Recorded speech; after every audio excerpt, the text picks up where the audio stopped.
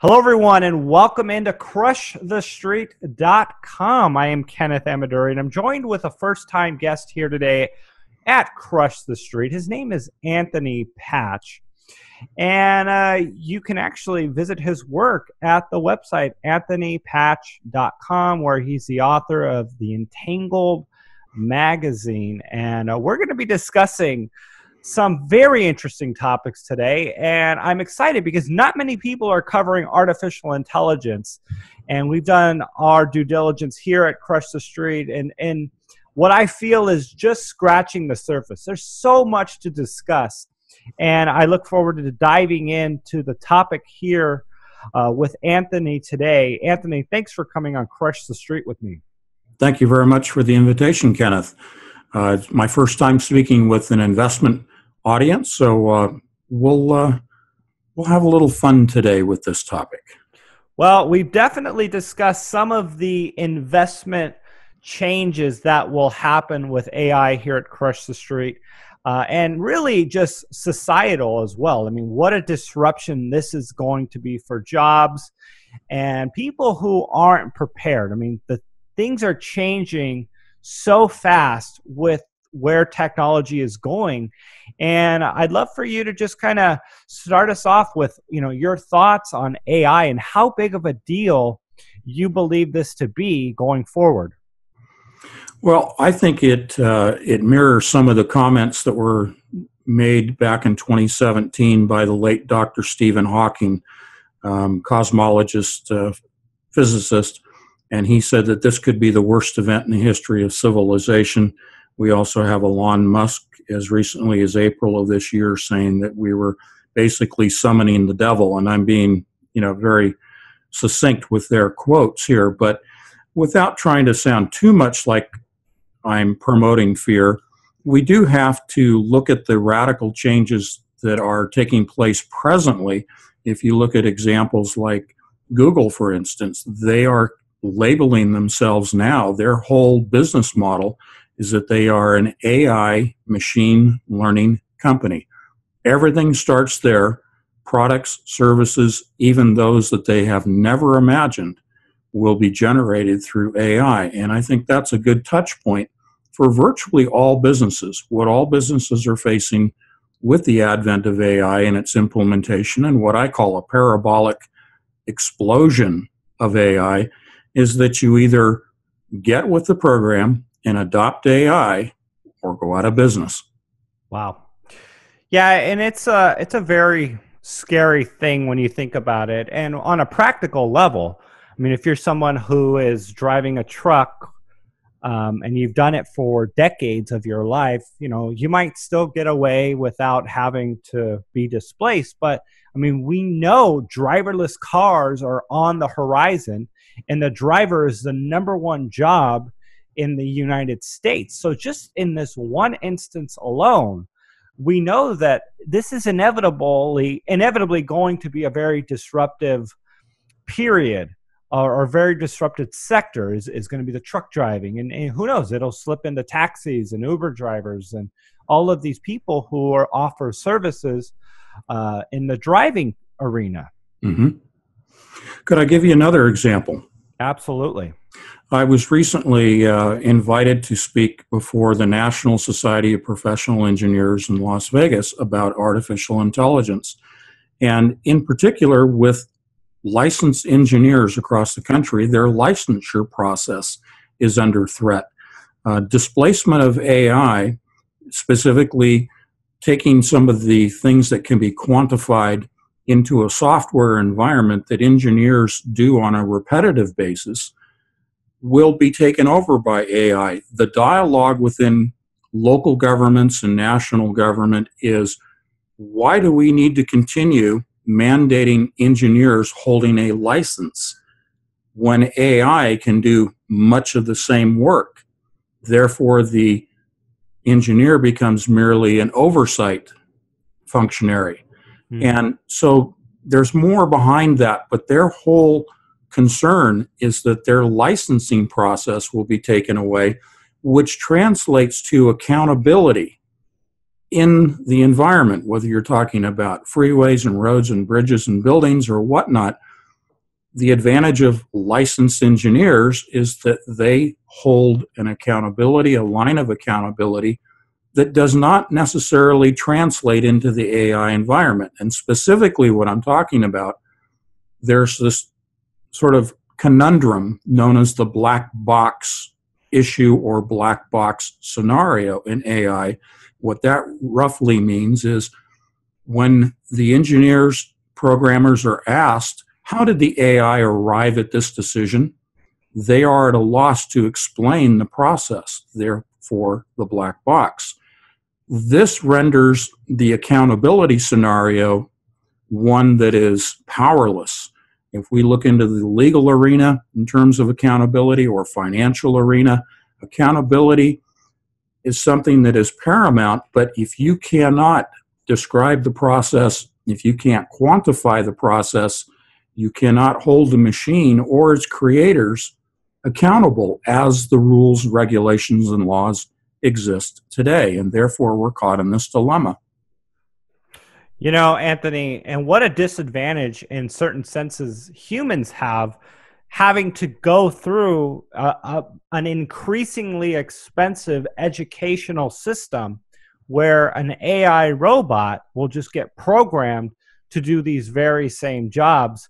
And I mean, it kind of reminded me when you were talking about these licenses and these sort of thresholds that need to be met. Mm-hmm. But, you know, AI will just be programmed, and, you know, humans are having to go through the legacy college system, which again is getting more and more expensive while information is becoming more and more readily available for free in so many instances because of the advent of the internet.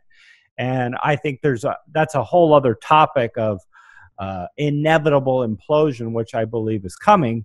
But yeah, sticking with AI, I got to ask you, you know, how smart do you see AI getting, and what areas do you see AI being implemented that maybe not many of us are thinking about?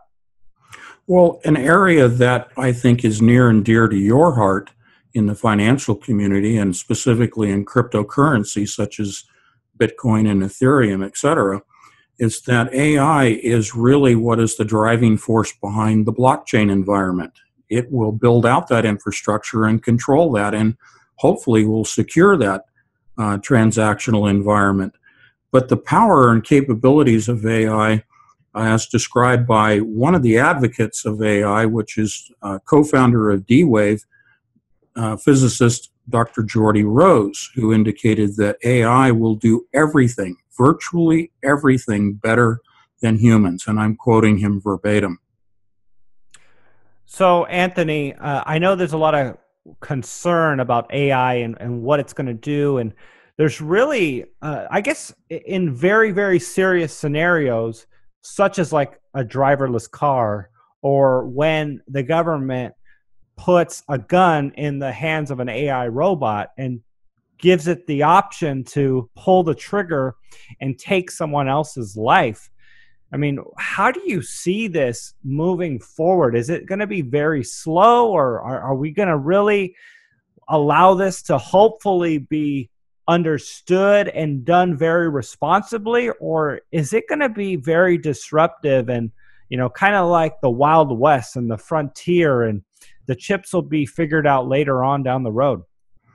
Now, it's your latter scenario, and that is because it is driven by, and I know you have a financial audience. I hate to use the word greed, but it is the pursuit of profit, which I'm not necessarily opposed to. I'm not a socialist, certainly not.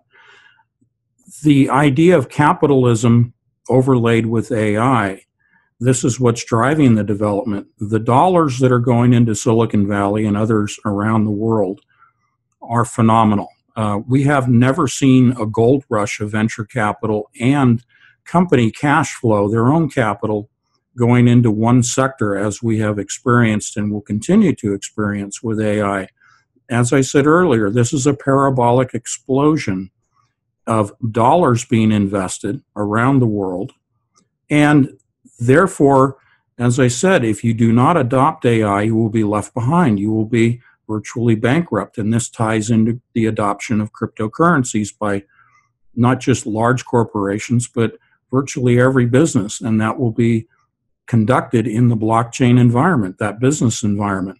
So the point here is that there is no deliberate ability to plan this out ahead of time.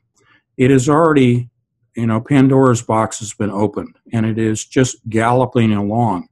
This, again, is not to promote fear, but to give the status of the situation right now. We're trying to play catch up while others are, let me use the word hell-bent, to push this agenda, to pull this agenda, to prop this agenda up of AI, again, for the competitive advantage of profit making. So, Anthony, we don't know what we don't know. And so I say that because, we're moving forward in this, and it's unclear how everything is going to move forward completely. But in the sense that we don't know what we don't know, and I say that because, there's so many opportunities for AI to go in many different directions. But if there is an optimistic scenario, let's say for jobs, what do you see that being? Or is it more of a situation where AI really starts to take over many different sectors where humans basically become purposeless to the economy? And I know this goes into the government's role to the discussion of universal basic income, for instance, for all the people that will be displaced by AI. They're talking about wanting to implement this for people who may not have a role or have a job in society. What are both sides of the coin on this, in your opinion? Well, I think that side of the coin of displacement is a very real problem that we're already experiencing. This is already underway of displacement.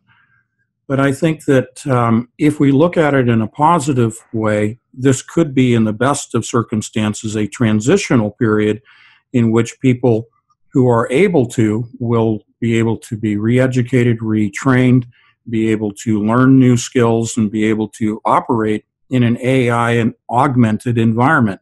And it's on the point of augmentation that I really go to the positive side, because if we imagine the situation in which you have in your daily profession, 90% of what you are doing is repetitive, is menial, keeping up with schedules, et cetera, even your emails. If you could have an augmented assistant, an AI assistant, take care of the menial and take away that 90%, it frees up that 90% of the time and your mental ability and your energy to do other things. And so let's go back to Google being an AI machine learning company. They are saying that, and I agree with this, we cannot even imagine what we could do with AI at this point, what products and services that AI can help us to develop. Again, in one of your recent interviews, you were talking about, the advent of automobiles versus the horse, versus buggies, going to the horseless carriage. And then we have gas stations, motels, and fast food. I agree with that. Those were never imagined when the automobile was being developed. That's the positive.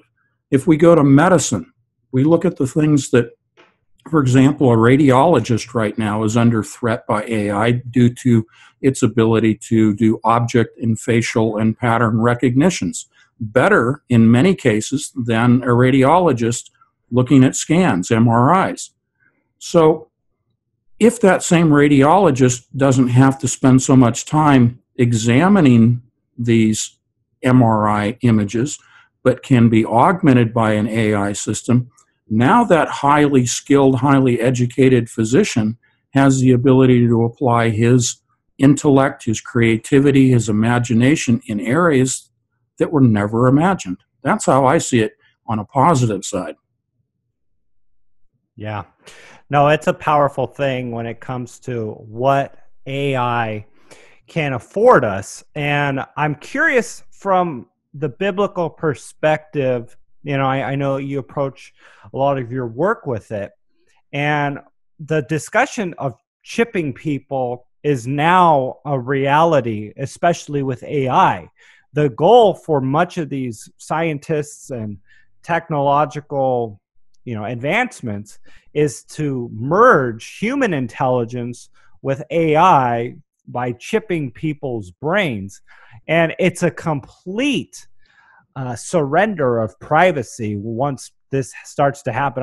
We already do it by carrying a phone around and speaking with our Google Homes and Amazon Alexas and things like that, and even the Gmail and computer. I mean, this is already happening, but this is now to the next level, merging AI and humans with a chip in your brain. I mean, what are your thoughts on this? And especially coming from a biblical perspective, is this fulfillment of what Revelations has to say? Yes, from a Christian perspective, my perspective, I believe that this leads us to the mark of the beast. If we're talking about an RFID chip the size of the grain of rice implanted in the right hand and the webbing of the hand, then that's one scenario. The other more likely scenario is that the nanoparticles that exist in our atmosphere and foods that are dormant within us that will be activated will result in the mark of the beast. However the mark of the beast plays out, it is the connection, it is the interface between the human mind and the computer systems. And the mark of the beast will have to be taken if you want to buy or sell. That's paraphrasing scripture. If we look at the blockchain system again, that I consider to be the dominant system infrastructure that is being built out for all transactions, for all buying and selling, no matter what area of the economies, then that will be the access point with this mark of the beast, whichever technology is employed for that mark. But the access point to the blockchain will be only provided if you accept the mark of the beast. Now, in the Christian perspective, that separates you from God. You are no longer found in the book of life. So this is not something that I would advocate, and it's unfortunate that, blockchain seems to be the villain in this, because it could be used in terms of privacy and expeditious transactions and the ability to grow businesses around the world, conduct businesses around the world. But unfortunately, from my perspective, I don't think that is the real plan for building out that infrastructure. So the mark of the beast is here, the technology's in place, and it's just awaiting that moment in time when we have to make that free will decision, whether to take the mark or not. Yeah, and it kind of goes back to what you were saying. It's a matter of capitalism and technology moving forward that's signaling this. And really, we're calling it AI, but it's just the next progression in technology. And technology has just made things more efficient over time. And this is where it's going. It's getting it closer and closer. And the purpose of technology, or the purpose in a financial sense, is to allow you to do more with less resources, less effort, and we're leveraging that. And I use this example that back in the 1800s, it took 90% of the U.S. GDP to produce the food that we eat. And now we're only using 2% of our GDP for all of the agriculture. And so what we've done is we've become that much more efficient with technology. And I believe that we're going to be continuing to get more and more efficient over time. And artificial intelligence is the next step towards that. That's where things are going. So any indication, I know, again, we don't know what we don't know, but is there any indication as to where you see jobs coming from and arising as AI continues to build out and become more and more prevalent in the world we live in? Well, I think to answer that, you have to identify first, what can we as humans with our brains, which I consider to be quantum computers, what can we do that AI will never be able to do? And I'm talking about out into the future of what we don't know that AI is capable of doing in the future. What can we imagine that our brains will always be more than a step ahead of any AI development? And therein lies the answer. So, as a hint to those answers, to project a little bit, I would say it lies in our creativity. It lies in our consciousness and in our sentient status. I do not believe that AI will ever achieve human-like consciousness, and that's something that scientists and philosophers still fail to be able to pin down and define. But human-like consciousness, human-like imagination and creativity, the best that AI can do, because it is mathematical, it is algorithmic driven, is to mimic, is to copy, is to counterfeit. And therefore, as long as we employ our higher intellect, our critical thinking skills, which tend to be logarithmic and analytical, but if we move into the creative domain of our brains, therein lies our opportunities for future employment. Anthony, is there a risk in AI going rogue, in your opinion? Because AI in and of itself is possibly contained, but with the advent of the internet and all these machines plugged into the internet and getting smarter, is there some sort of risk in AI going rogue against what is in the best interests of humans? As I quoted at the beginning of the show, late Dr. Stephen Hawking and also Elon Musk, and there are many others in the technical and scientific community that echo their statements that there are significant risks. There is an existential threat to the human race. Now, I'll go back to Geordie Rose from D-Wave. He made a presentation at Tech Vancouver late last year in which he was warning, and sounds very bizarre, but this is the perspective.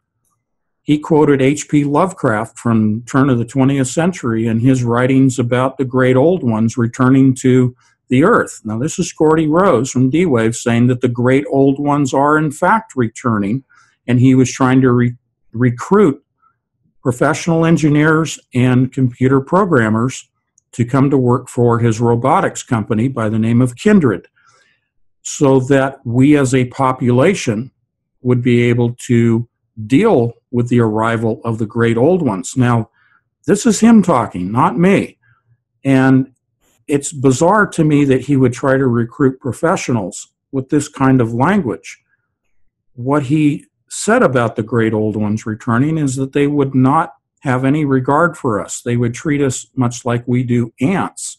They would not be benevolent nor malevolent towards us. They would just not even care about us. So if we're to look at the people involved in the leading edge, tip of the spear development of quantum computing like Dr. Geordie Rose and other scientists and engineers that are involved specifically with AI, they are warning us that this can get out of control. And so we need to have this dialogue, much like I did with the engineers, this dialogue and reaching out to those that have the ability to put in place regulations and controls. The regulations and controls, in my perspective, doesn't come from government. It needs to come from those in the scientific R&D, the university level, and the private sector level that are developing these systems. The humans themselves have to develop the controls. Yeah, it's interesting what you were saying, that there's not going to be a benevolent or malevolent sort of role for these AI robots. They're not going to think. But the concern for people is, are they going to be efficient, act in some sort of efficiency, sort of high level goal? Is there going to be any balance of morality for these AI robots? How are we going to program that so that it doesn't get out of the boundaries of what is good for society and also what is morally right? Sure, it might sound like it would be more efficient to kill everyone on your way to work. That way there's nobody in your way. That would be the efficient thing to do, but it's not the moral thing to do, right? So how do we ensure that, and maybe that's what you were answering, that there's morality combined with efficiency as technology moves forward. Yeah, I think the rush to release of the latest version of software or AI, you have this sense that there is no time for discussion. Those that have read Isaac Asimov and his rules for robotics, the 3 rules for robots, is applied in the world of AI programming, and essentially do no harm to the humans, to the creators. The problem with AI is they have a program that is called generalized adversarial programming. This is one of the ways that the machine learns. And this adversarial programming is conducted where 2 AI systems are communicating with one another, and only one can be the winner. And in the process of defeating the other AI, it is learning from the mistakes of the opponent. So in deep machine learning, recursive neural network learning, machine learning in general, this learning from mistakes, much like AlphaGo, which I know you're aware of, the game of AlphaGo, this is a situation in which intuition is developed in the machine learning scenario. And therefore, the intuition becomes something that is only operating in the black box environment of the AI's own mind. And again, it is inexplicable and it is uncontrollable by humans once this gets to the point where it is widespread. Right now, it is controllable. In the case of the adversarial generalized learning system, they were controlled. In fact, the machines were turned off. There was an AI system with Facebook that developed its own spoken language that the engineers could not understand, and therefore they panicked and they turned it off. But again, as this becomes more widespread and pervasive, again, through the infrastructure of the world, it becomes very difficult to throw the switch and turn the machine off. So it requires, in the initial programming, the programming of ethics and morals as humans see it. And hopefully, those that are doing the programming are doing it from a benevolent perspective for humanity in general. Yeah, that's powerful.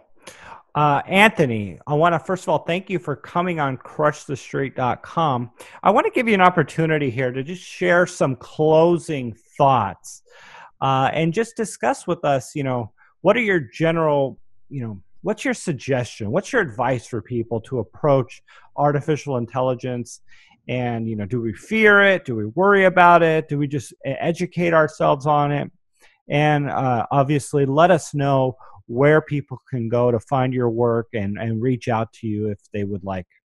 Sure. Well, let's take the latter. My work can be found at anthonypatch.com, and I also broadcast Fridays on Truth Frequency Radio.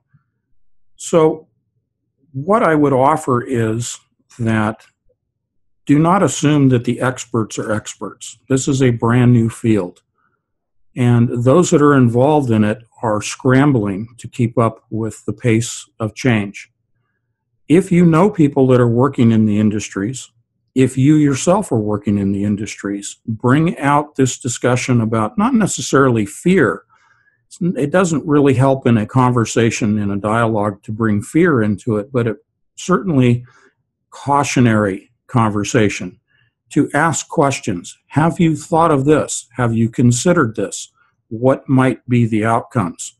And I think in these calm, deliberate, rational conversations that can happen, perhaps there will be pause. Perhaps there will be those questions that will be prompted by those that are doing the research and the implementation, and not to simply look at the profit motivation that is involved here. We need to move beyond that if we are going to survive as a species.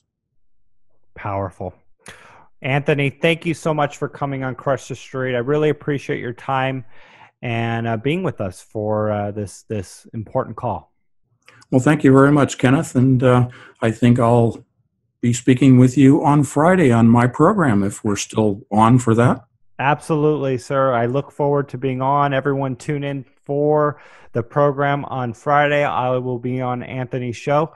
Anthony, again, thanks for coming on, and I look forward to speaking with you on Friday.